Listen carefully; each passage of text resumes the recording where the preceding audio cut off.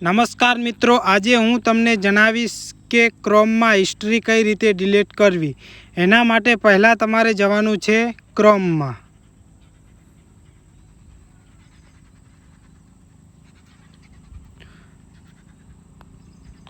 ક્રોમમાં જશો એટલે નીચે આવશે 3.com ઉપર ટચ કરવાનું છે।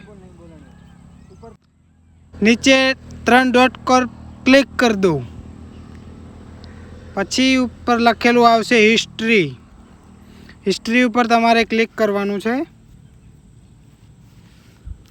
ક્લિક કરશો એટલે અહીંયા સિલેક્ટ કરવાનું છે। સિલેક્ટ કરીને અહીંયા ક્લિક કરવાનું છે જે તમારે પણ હિસ્ટ્રી ડિલીટ કરવી હોય એના પર ક્લિક કરશો એટલે નીચે ઓપ્શન આવશે ડિલીટનું, એના ઉપર ક્લિક કરવાની છે। પછી તમે જોઈ શકો છો હિસ્ટ્રી ડિલીટ થઈ ગઈ છે। તમને અમારો વિડીયો ગમ્યો હોય લાઈક અને સબસ્ક્રાઈબ